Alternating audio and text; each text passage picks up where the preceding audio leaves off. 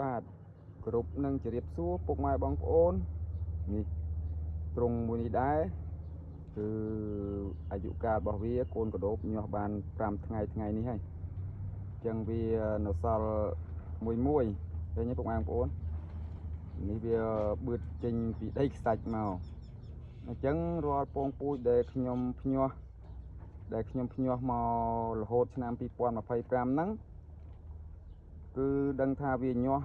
ស្មើគ្នាល្អហើយអត្រាការញាស់គឺលឿនពីព្រោះពងពូជភាគច្រើនគឺញាស់ចាប់ពីខ្លះ7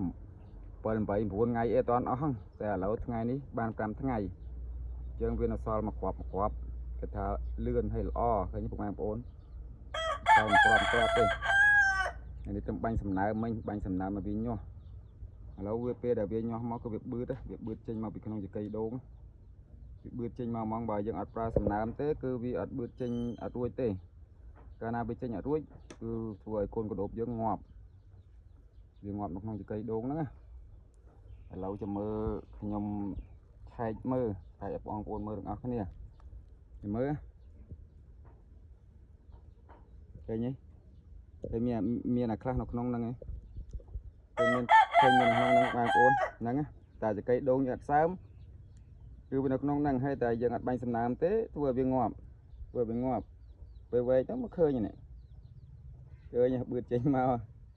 អញ្ចឹងដូចខ្ញុំប្រាប់ពុកម៉ែបងប្អូនពេលដែលវាញាស់បានច្រើនថ្ងៃហើយយើងចាក់ម្លែកទៅថាសឬក៏គម្របបិណ្ឌឬក៏ស្អីដែលវាតលាយគឺវាតលាយអញ្ចឹងវាញាស់មកយើងចម្រាញ់យកវាមកអស់ណាអានេះចង់អស់ពុកម៉ែបងប្អូនសមគ្រាប់ទេនេះសមគ្រាប់ទេអាវាគឺថាវាមានតក់មាននាលមើលឃើញទេវែកមើលឃើញទេតែអាហ្នឹងដែលយើងបាញ់សំណានតិចវាលូនចេញមកខ្លួនឯងវាឡូវ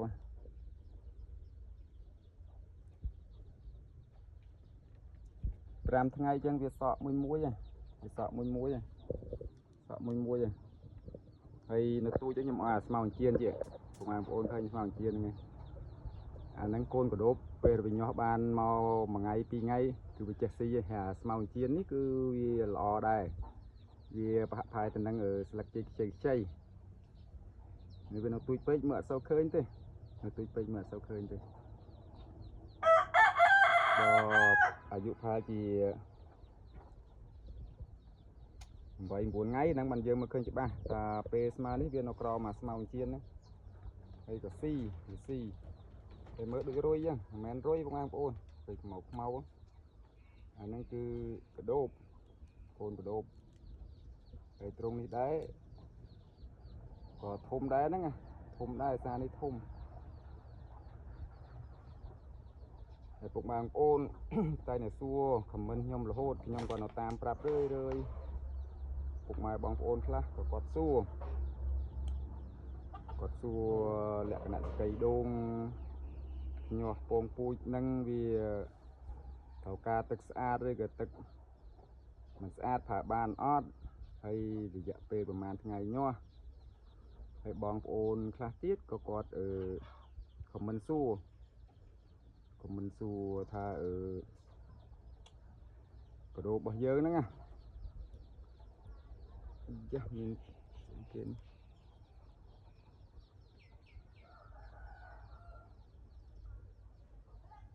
ជួយច្រើនបងប្អូន